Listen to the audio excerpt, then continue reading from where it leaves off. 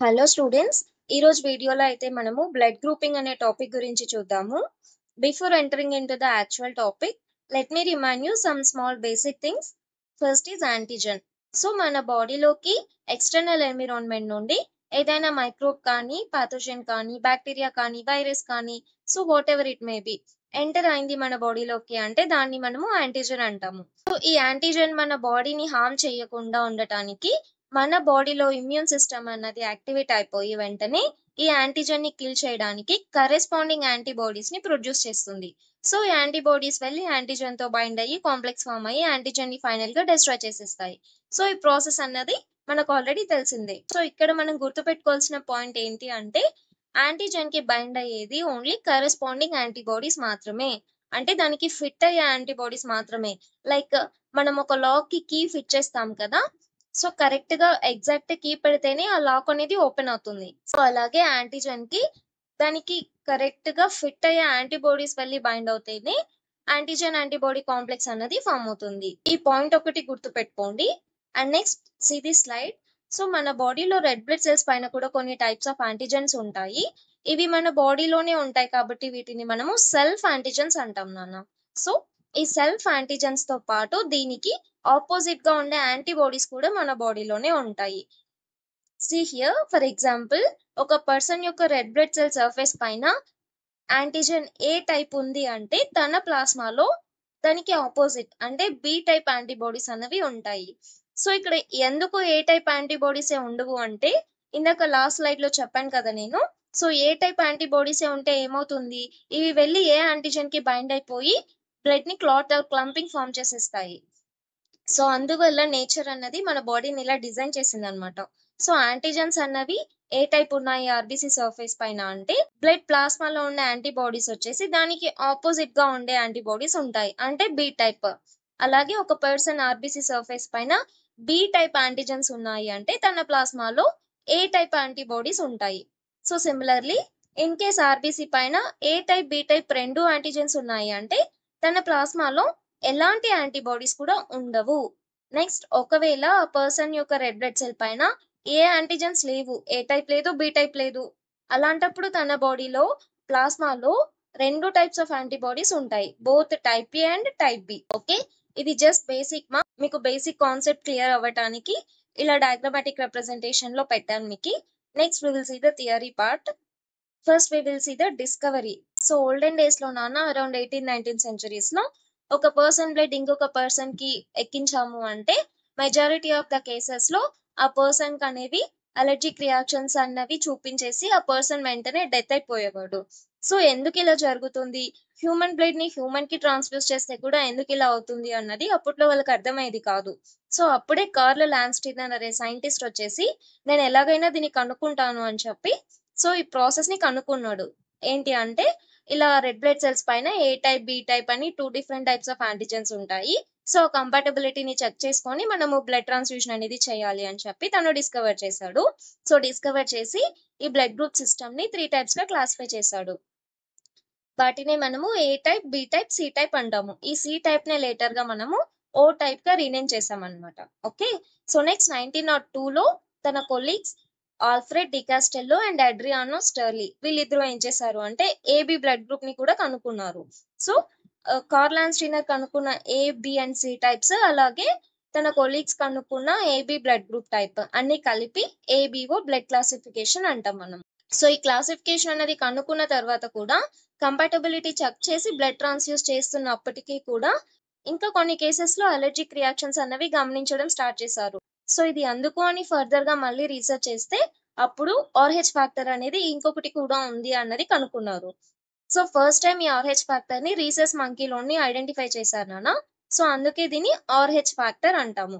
ఈ Rh factor ఏంటి అంటే డి యాంటీజెన్ ఈ డి యాంటీజెన్ అన్నది కొందరిలో మాత్రమే ఉంటుంది, కొందరి రెడ్ బ్లడ్ సెల్ సర్ఫేస్ పైన, కొందరిలో ఉండదు. So red blood cell surface పైన డి యాంటీజెన్ ఉన్న వాళ్ళని ఆర్హెచ్ పాజిటివ్ అంటాము, లేని వాళ్ళని ఆర్హెచ్ నెగిటివ్ అంటాము. సో ఇంకా క్లియర్ గా నెక్స్ట్ స్లైడ్స్ లో చూద్దాము. ఇక్కడ జస్ట్ హిస్టరీ మాత్రమే, సో బ్రీఫ్ గా చెప్తున్నాను. సో ఈ కార్ల్ లాన్స్టీనర్ చేసిన డిస్కవరీస్ అన్నిటికీ గాను ఈయనకి నోబెల్ ప్రైజ్ అనేది ఇచ్చారు 1930లో. Next we will see what is blood grouping. So blood grouping అంటే ఏం లేదు, ఇందాక మనం చెప్పుకున్నట్లు antigens red blood cell surface పైన ఏవేవైతే ఉన్నాయో దాన్ని బేస్ చేసుకొని ఆ పర్సన్ కి బ్లడ్ గ్రూప్ ఏ ఉందా, బి ఉందా, ఏబి ఉందా, ఓ ఉందా అని క్లాసిఫై చేసే ప్రాసెస్ నే బ్లడ్ గ్రూపింగ్ అంటాము. So the process of classifying blood based on the presence or absence of specific antigens on the surface of the red blood cells.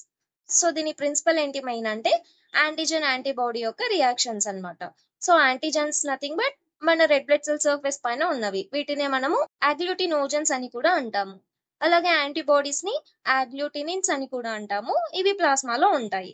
So when a specific antibody encounters it's corresponding antigen, a reaction called agglutination occur. So listen this word carefully. Corresponding antigen అన్నాను. So corresponding antigen అంటే ఏంటి అంటే anti ఏ antibodies కి antigen ఏ ఉంటే corresponding antigen అవుతుంది. అలాగే anti B antibodies కి antigen B ఉంటే కరెస్పాండింగ్ యాంటీజెన్ అవుతుంది. So this is corresponding antigen. So corresponding antigen ఉంటే క్లంపింగ్ ఫామ్ అవుతుంది కాబట్టి మన బాడీలో అలా ఉండదు. రెడ్ బ్లడ్ సెల్ సర్ఫేస్ పైన యాంటీజెన్స్ ఏ టైప్ ఉంటే యాంటీబాడీస్ ప్లాస్మాలో ఆపోజిట్ ఉంటాయి, అంటే యాంటీ బి యాంటీబాడీస్ ఉంటాయి. సో అబ్జర్వ్ దిస్ టేబుల్ మా. సో బ్లడ్ గ్రూప్ ఏ ఉన్న పర్సన్ కి యాంటీజెన్స్ ఏ ఉంటాయి ఆర్బీసీలో అంటే ఏ టైప్ ఉంటాయి కదా, యాంటీబాడీస్ ఏ ఉంటాయి, యాంటీ బి యాంటీబాడీస్ ఉంటాయి. సో ఇప్పుడు ఈ పర్సన్ ఎవరెవరికి బ్లడ్ డొనేట్ చేయొచ్చు అంటే ఏ వాళ్ళకి డొనేట్ చేయొచ్చు, ఏబి వాళ్ళకి డొనేట్ చేయొచ్చు, బి వాళ్ళకి ఓ వాళ్ళకి డొనేట్ చేయకూడదు. ఎందుకు అంటే వాళ్ళలో ఆపోజిట్ యాంటీబాడీస్ ఉంటాయి కాబట్టి. సో అలా డొనేట్ చేస్తే అవి వచ్చి అటాక్ చేసేసి బ్లడ్ క్లంపింగ్ అనేది అగ్లూటినేషన్ అనేది ఫామ్ అవుతుంది కాబట్టి. సో అలాగే ఎవరి దగ్గర నుండి బ్లడ్ తీసుకోవచ్చు అంటే ఏ టైప్ నుంచి తీసుకోవచ్చు లేదా ఓ టైప్ నుంచి తీసుకోవచ్చు. So similarly B blood group person లో అయితే ఆర్బీసీ పైన యాంటీజెన్స్ బి టైప్ ఉంటాయి, యాంటీబాడీస్ ఆపోజిట్ గా అంటే యాంటీ ఏ యాంటీబాడీస్ ఉంటాయి. అలాగే ఈ పర్సన్ బ్లడ్ ఎవరికి డొనేట్ చేయొచ్చు అంటే బి టైప్ కి డొనేట్ చేయొచ్చు, ఏబి టైప్ కి డొనేట్ చేయొచ్చు. ఎవరి దగ్గర నుండి తీసుకోవచ్చు అంటే బి టైప్ నుండి తీసుకోవచ్చు, ఓ టైప్ నుండి తీసుకోవచ్చు. అలాగే AB blood group and O group కూడా. ఒకసారి టేబుల్ క్లియర్ గా చూసుకోండి. Next we will see the Rh factor. So ఇందాక చెప్పినట్లు ఆర్హెచ్ ఫ్యాక్టర్ ని మనము డి యాంటీజెన్ అని కూడా అంటాము. ఇది కూడా రెడ్ బ్లడ్ సెల్ సర్ఫేస్ పైనే ఉంటుంది. సో ఇది కొందరికి ఉంటుంది, కొందరికి ఉండదు. ఉన్న వాళ్ళని ఆర్హెచ్ పాజిటివ్ అంటాము, లేని వాళ్ళని ఆర్హెచ్ నెగిటివ్ అంటాము. మనకి ఏబిఓ బ్లడ్ క్లాసిఫికేషన్ సిస్టమ్ లో యాంటీజెన్ కి ఆపోజిట్ యాంటీబాడీస్ అన్నవి మన ప్లాస్మాలో నార్మల్ గానే ఉంటాయి కదా, కానీ ఇక్కడ ఆర్హెచ్ ఫ్యాక్టర్ లో అలా కాదు నాన్న. సో డి యాంటీజెన్స్ ఉన్న వాళ్ళకి యాంటీబాడీస్ ఏవి ఉండవు, లేని వాళ్ళకి కూడా యాంటీబాడీస్ ఏవి న్యాచురల్ గా ఉండవు. ఓన్లీ యాంటీజెన్ మాత్రమే రెడ్ బ్లడ్ సెల్ సర్ఫేస్ పైన, అది కూడా కొందరికి మాత్రమే ఉంటుంది, ఇంకొందరికి ఉండదు. Next we will see what is sensitization. See for example Rh negative person కి ఆర్హెచ్ పాజిటివ్ బ్లడ్ అనేది ఎక్కించాము అనుకోండి. Listen carefully. ఆర్హెచ్ నెగిటివ్ అంటున్నాను అంటే తన రెడ్ బ్లడ్ సెల్ సర్ఫేస్ పైన ఎలాంటి డి యాంటీజెన్ లేదు. నెక్స్ట్ ఈ పర్సన్ కి మనము ఆర్హెచ్ పాజిటివ్ బ్లడ్ ని ఎక్కిస్తున్నాము అంటే ఆ బ్లడ్ లో డి యాంటీజెన్ అన్నది ఉంది.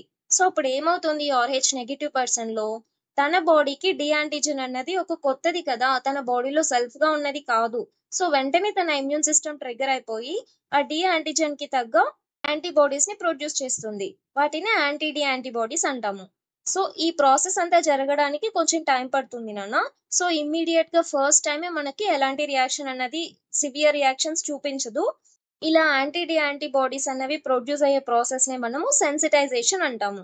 సో ఒకసారి సెన్సిటైజేషన్ అయిన తర్వాత అంటే ఒకసారి బ్లడ్ లో యాంటీ డి యాంటీబాడీస్ అన్నవి ఆ పర్సన్ లో ఫామ్ అయిన తర్వాత ఆ పర్సన్ మళ్ళీ సెకండ్ టైం కూడా ఆర్హెచ్ పాజిటివ్ బ్లడ్ తీసుకున్నాడు అంటే ఏమవుతుంది, తన బ్లడ్ లో ఆల్రెడీ యాంటీ డి యాంటీబాడీస్ ఉన్నాయి కదా రెడీగా, ఈ యాంటీ డి యాంటీబాడీస్ వెళ్ళి ఇమ్మీడియట్ గా అటాక్ చేసేస్తాయి.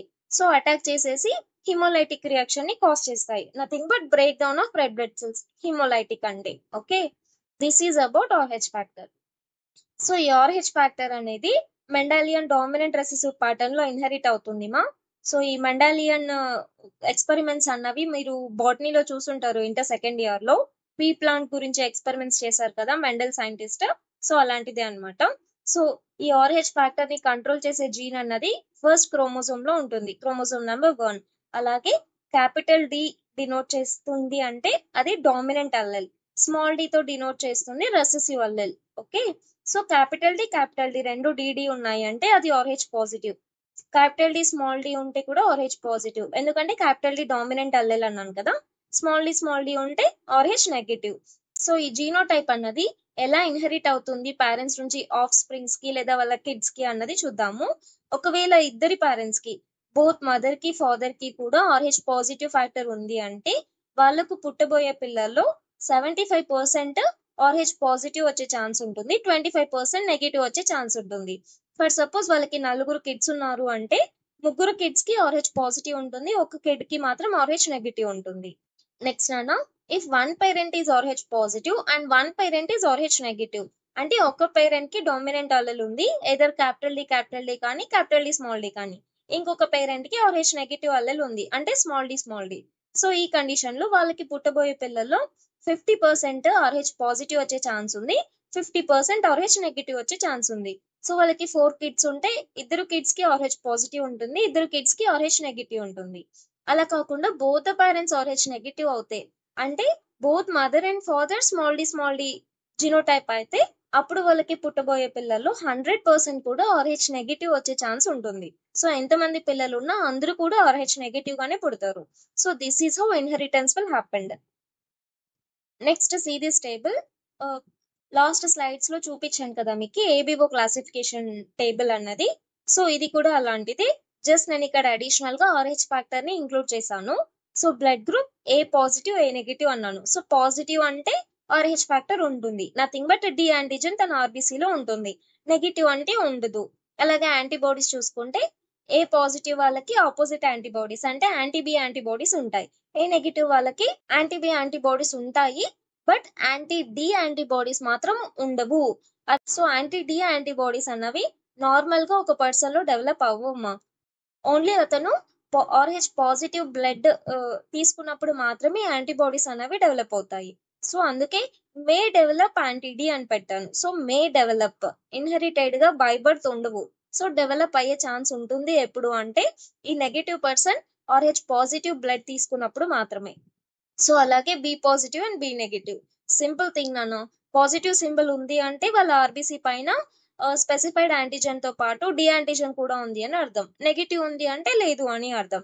యాంటీబాడీస్ అయితే సేమ్ ఉంటాయి ప్లాస్మాలో. ఓకే, సో నెక్స్ట్ ఈ టేబుల్ చూడండి. సో స్పెసిఫిక్ బ్లడ్ గ్రూప్ ఉన్న పర్సన్ ఎవరికి బ్లడ్ డొనేట్ చేయొచ్చు, ఎవరి దగ్గర నుండి బ్లడ్ తీసుకోవచ్చు అన్నది మెన్షన్ చేశాను. ఇక్కడ మీరు బ్లైండ్ గా గుర్తుపెట్టుకోండి నాన్న, పాజిటివ్ బ్లడ్ గ్రూప్ ఉన్న వాళ్ళు పాజిటివ్ ఉన్న వాళ్ళ ఎవరికైనా డొనేట్ చేయొచ్చు. అంటే ఏ పాజిటివ్ బ్లడ్ గ్రూప్ వాళ్ళు ఏ పాజిటివ్ అండ్ ఏబి పాజిటివ్ కి డొనేట్ చేయొచ్చు. ఎవరికైనా అంటే అన్ని బ్లడ్ గ్రూప్స్ అని కాదమా, ఏబిఓ క్లాసిఫికేషన్ టేబుల్లో చూసాం కదా కంపాటబిలిటీ. సో ఆ కంపాటబిలిటీని బేస్ చేసుకొని ఆ స్పెసిఫైడ్ బ్లడ్ గ్రూప్స్ కి పాజిటివ్ బ్లడ్ గ్రూప్స్ కి డొనేట్ చేయొచ్చు. బి పాజిటివ్ వాళ్ళు బి పాజిటివ్ కి ఏబి పాజిటివ్ కి డొనేట్ చేయొచ్చు. అలాగే ఏబి పాజిటివ్ వాళ్ళు ఓన్లీ ఏబి పాజిటివ్ వాళ్ళకి మాత్రమే డొనేట్ చేయాలి. సో మనకు తెలుసు కదా ఏబి పాజిటివ్ ని యూనివర్సల్ రెసిపియంట్ అంటాము, ఓ నెగిటివ్ ని యూనివర్సల్ డోనర్ అంటాము. సో ఈ టేబుల్ కూడా ఈజీలే, ఒకసారి మీరు క్రాస్ చెక్ చేసుకోండి, మీకు ఈజీగా అర్థమవుతుంది. సో ఇది ఇంకా మీకు ఈజీగా అర్థం అవ్వాలి అంటే కన్ఫ్యూజన్స్ లేకుండా ఒక పేపర్ మీద టేబుల్ డ్రా చేసుకొని ఎంటీ టేబుల్ అన్నది. సో మీరు ఈ స్లైడ్స్ ఏవి చూడకుండా మీ ఓన్ గా మీరే ఈ కాలమ్స్ బ్లాంక్స్ అన్నిటిని కూడా ఫిల్ చేయడానికి ట్రై చేయండి. Okay, next will see determination of the blood group. So ఈ బ్లడ్ గ్రూప్ ని ఎలా డిటర్మైన్ చేస్తాము, మీరు ఎప్పుడైనా 7th 8th క్లాస్ నుంచి స్కూల్లో జరిగే సైన్స్ ప్రాజెక్ట్స్ లో కానీ ఇంటర్మీడియట్ లో డిగ్రీ లెవెల్లో ఎక్కడ సైన్స్ ఫేర్స్ జరిగినా సైన్స్ ప్రాజెక్ట్స్ జరిగినా కూడా ఈ బ్లడ్ గ్రూప్ డిటర్మినేషన్ ఎక్స్పెరిమెంట్ అనేది ఎవరో ఒకరు ఖచ్చితంగా చేసే ఉంటారు. సో మీరు కూడా చాలా సార్లు చూసే ఉంటారు. సో ఆ ప్రాసెస్ అనేది ఎలా చేస్తారు, ఎలా ఐడెంటిఫై చేస్తారు, ఎలా ఇంటర్ప్రిట్ చేస్తారు అనేది ఇవాళ చూద్దామా. సో బ్లడ్ గ్రూప్ డిటర్మినేషన్ అనేది యాంటీజెన్ యాంటీబాడీ రియాక్షన్ ని బేస్ చేసుకొని ఉంటుంది.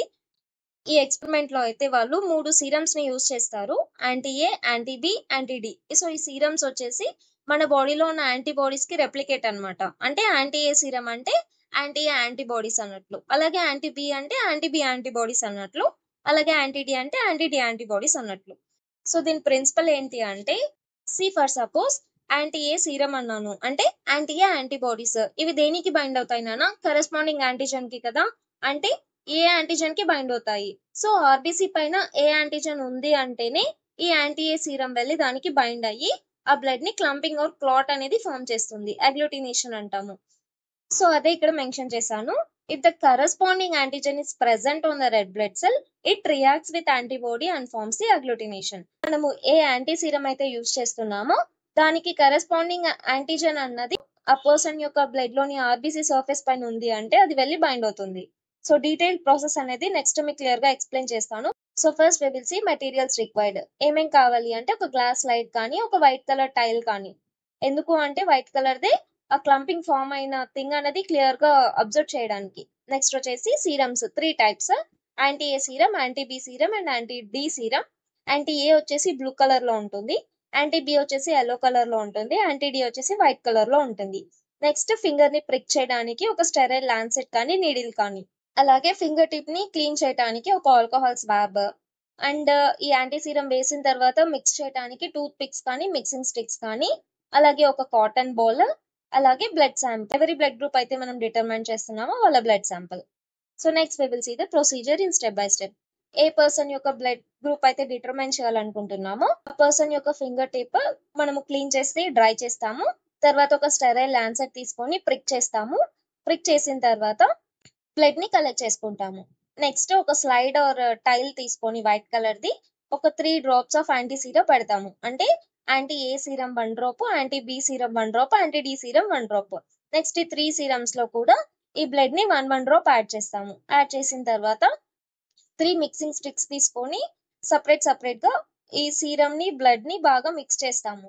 మిక్స్ చేసి ఒక 1 or 2 minutes అలాగే పెట్టిన తర్వాత ఈ అగ్లూటినేషన్ ఆర్ క్లంపింగ్ అన్నది మనము అబ్జర్వ్ చేస్తాము. సో ఇప్పుడు యాంటీ ఏ సీరం వేసిన దాంట్లో బ్లడ్ అనేది క్లంపింగ్ ఫామ్ అయింది అంటే ఏమని అర్థం, మనకి ఆ బ్లడ్ లోని ఆర్బీసీ సర్ఫేస్ పైన యాంటీజెన్ ఏ ఉందని అర్థము. ఒకవేళ యాంటీ బి సీరం తో క్లంప్ ఫామ్ అయింది అంటే ఆర్బీసీ పైన యాంటీజెన్ బి ఉందని అర్థము. బోత్ యాంటీ ఏ తో కానీ యాంటీ బి తో కానీ క్లంపింగ్ ఫామ్ అవ్వలేదు అంటే ఏమని అర్థము, ఆర్బీసీ పైన ఎలాంటి యాంటీజెన్స్ లేవు అని అర్థము, అంటే బ్లడ్ గ్రూప్ ఓ. అలా కాకుండా బోత్ యాంటీ ఏ తో యాంటీ బి తో క్లంపింగ్ ఫామ్ అయింది అంటే బ్లడ్ గ్రూప్ ఏబి అని అర్థము. నెక్స్ట్ ఈ టేబుల్ చూడండి, మీకు ఇంటర్ప్రిటేషన్ అనేది ఇంకా క్లియర్ గా అర్థమవుతుంది. సో యాంటీ ఏ తో క్లంపింగ్ ఫామ్ అయింది, యాంటీ బి తో అవ్వలేదు, యాంటీ డి తో అయింది అంటే ఏమని అర్థము, అతనిది ఏ పాజిటివ్ అని అర్థము. సో యాంటీ ఏ తో ఫామ్ అయింది కదా, సో ఏ పాజిటివ్. అలాగే యాంటీ ఏ తో ఫామ్ అయింది, యాంటీ బి తో అవ్వలేదు, యాంటీ డి తో కూడా అవ్వలేదు అంటే ఏమని అర్థము, ఏ నెగిటివ్ అని అర్థము. సో యాంటీ డి తో క్లంపింగ్ ఫామ్ అయింది అంటే ఆటోమేటిక్ గా RH ఫ్యాక్టర్ పాజిటివ్ ఉంది అని అర్థము. ఫామ్ అవ్వలేదు అంటే RH ఫ్యాక్టర్ నెగిటివ్ ఉంది అని అర్థం. సో బేస్డ్ ఆన్ దట్ మనము ఇంటర్ప్రిటేషన్ అనేది చేస్తాము. ఇక్కడ మీకు కొన్ని డయాగ్రామ్స్ అటాచ్ చేస్తాను చూడండి. సో ఈ ఫస్ట్ డయాగ్రామ్ లో మనం చూస్తే కనుక 3 బ్లడ్ డ్రాప్స్ ఉన్నాయి, మూడిట్లోనూ యాంటీ సీరం యాడ్ చేశారు. సో యాంటీ ఏ లో యాంటీ డి లో బ్లడ్ క్లంపింగ్ అన్నది మనం చూస్తున్నాము, యాంటీ బి లో బ్లడ్ శాంపిల్ అనేది క్లియర్ గా ఉంది. సో ఇక్కడ చూడండి, యాంటీ ఏ లో క్లంప్ ఫామ్ అయింది అంటే ఏమని అర్థము, ఆర్బీసీ సెల్స్ పైన యాంటీజెన్ ఏ అన్నది ఉంది, సో అతను బ్లడ్ గ్రూప్ ఏ అయిండొచ్చు. నెక్స్ట్ యాంటీ బి క్లియర్ గా ఉంది అంటే క్లంప్ ఫామ్ అవ్వలేదు అంటే ఆర్బీసీ పైన యాంటీజెన్ బి అన్నది లేదు. So B blood group or AB blood group అయ్యే ఛాన్స్ అయితే అస్సలకే లేదు. సో యాంటీ డి తో మళ్ళీ క్లంప్ ఫామ్ అయింది అంటే ఏ పాజిటివ్ బ్లడ్ గ్రూప్ అని అర్థం. అలాగే నెక్స్ట్ సెకండ్ డయాగ్రామ్ చూడండి, యాంటీ ఏ తో యాంటీ బి తో రెండిటితోనూ క్లంప్ ఫామ్ అయింది, యాంటీ డి తో అవ్వలేదు. యాంటీ డి తో అవ్వలేదు అంటే అక్కడే మనకు తెలిసిపోతుంది RH నెగిటివ్ అని అర్థం. Next anti A anti B రెండిటితోనూ ఫామ్ అయింది అంటే ఆర్బీసీ పైన బోత్ యాంటీజెన్ ఏ ఉంది, యాంటీజెన్ బి ఉంది. సో ఎవరిలో ఉంటాయి, రెండు ఏబి బ్లడ్ గ్రూప్ వాళ్ళలో ఉంటాయి. So AB negative. Next third one చూడండి, ఇక్కడ మూడిట్లోనూ క్లంప్ ఫామ్ అయింది, యాంటీ ఏ తో యాంటీ బి తో యాంటీ డి తో 3 సీరమ్స్ తోనూ క్లంప్ ఫామ్ అయింది. యాంటీ డి తో ఫామ్ అయింది కాబట్టి పాజిటివ్ అని ఇంటర్ప్రిట్ చేయొచ్చు. అలాగే యాంటీ ఏ తో యాంటీ బి తో రెండిటితో ఫామ్ అయింది కాబట్టి AB blood group, so AB positive. So last diagram చూడండి, ఇక్కడ యాంటీ ఏ క్లియర్ గా ఉంది, యాంటీ డి క్లియర్ గా ఉంది. యాంటీ డి క్లియర్ గా ఉంది కాబట్టి RH negative. Anti A clear గా ఉంది కాబట్టి ఆర్బీసీ పైన ఏ యాంటీజెన్ లేదు, సో ఏ బ్లడ్ గ్రూప్ కాదు, ఏబి బ్లడ్ గ్రూప్ కూడా కాదు. బి తో క్లంప్ ఫామ్ అయింది కాబట్టి B blood group, so B negative. So ఈ విధంగా మనము ఇంటర్ప్రిటేషన్ అన్నది చేస్తాము. Next we will see one last important topic, erythroblastosis fetalis. దీన్నే మనము haemolytic disease of new born అని కూడా అంటామా. సో ఇందులో ఏమవుతుంది అంటే ఫీటస్ యొక్క రెడ్ బ్లడ్ సెల్స్ అనేవి కంప్లీట్ గా డిస్ట్రాయ్ అయిపోతాయి. మదర్ నుంచి వచ్చే యాంటీబాడీస్ అనేవి రెడ్ బ్లడ్ సెల్స్ ని డిస్ట్రాయ్ చేసేస్తాయి. సో ఏంటి యాంటీబాడీస్ ఎందుకు డిస్ట్రాయ్ చేస్తాయి బ్లడ్ సెల్స్ ని అన్నది చూద్దాము. సో ఇది RH ఇన్కంపాటబిలిటీ వల్ల వస్తుంది. సో ఫర్ సపోజ్ ఒక బేబీ పేరెంట్స్ మదర్ వచ్చేసి RH నెగిటివ్, ఏది ఏ బ్లడ్ గ్రూప్ అయినా అవ్వచ్చు, ఏ అయినా బి అయినా ఏబి అయినా ఏదైనా అవ్వచ్చు వాట్ ఎవర్. సో మదర్ వచ్చేసి RH నెగిటివ్, ఫాదర్ వచ్చేసి RH పాజిటివ్. నేను మీకు ఇన్హెరిటెన్స్ టేబుల్లో ఎక్స్ప్లెయిన్ చేశాను కదా. సో పేరెంట్స్ లో ఒకరు RH పాజిటివ్ ఉండి ఒకరు RH నెగిటివ్ ఉంటే పుట్టబోయే పిల్లలకి 50% పాజిటివ్ వచ్చే ఛాన్స్ ఉంది, 50% నెగిటివ్ వచ్చే ఛాన్స్ ఉంది అని. సో ఒకవేళ ఈ బేబీకి RH పాజిటివ్ వచ్చింది వాళ్ళ ఫాదర్ నుంచి, కానీ వాళ్ళ మదర్ మాత్రం RH నెగిటివ్. సో ఈ కండిషన్ లో ఏమవుతుంది అంటే ఇప్పుడు బేబీ వచ్చేసి మనకి RH positive blood group, mother వచ్చేసి RH negative blood group. So delivery టైంలో ఏమవుతుంది అంటే బేబీ యొక్క బ్లడ్ అన్నది త్రూ ప్లజెంటా ద్వారా మదర్ బాడీలోకి ఎంటర్ అవుతుంది నాన్న. సో ఇలా ఎంటర్ అయినప్పుడు బేబీ బ్లడ్ వచ్చేసి RH పాజిటివ్ కదా, మదర్ బ్లడ్ వచ్చేసి RH నెగిటివ్ కదా.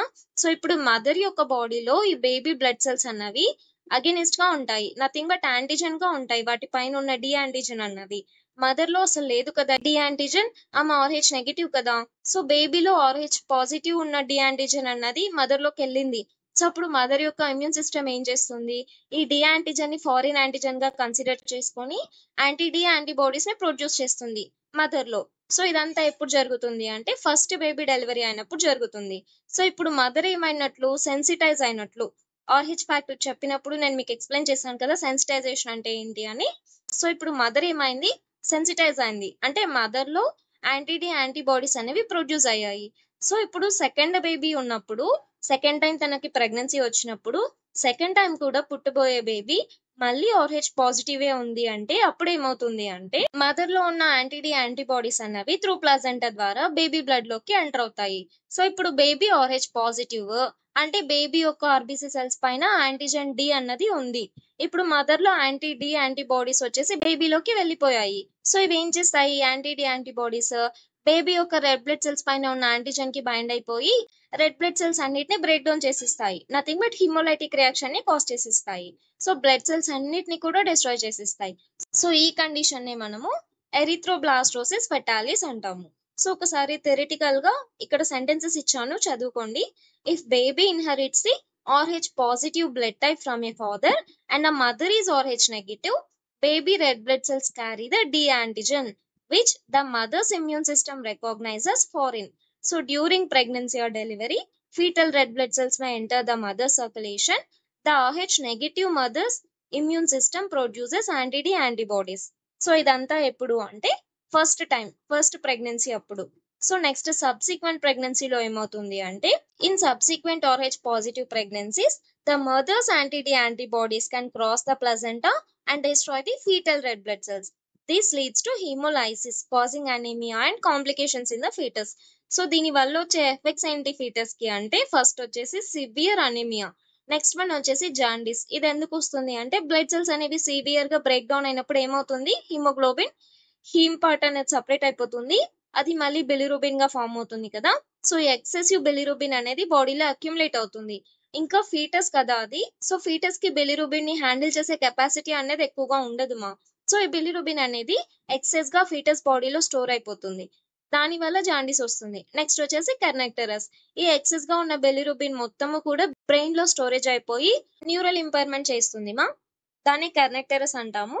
నెక్స్ట్ వచ్చేసి హైడ్రోపస్ ఫెటాలిస్. ఇక్కడ ఏమవుతుంది అంటే బేబీలో స్వెల్లింగ్ అనేది ఎక్కువగా చూస్తాము, అంటే ఫ్లూయిడ్ మొత్తము బిల్డప్ అయిపోతుంది అన్ని టిష్యూస్ లోను.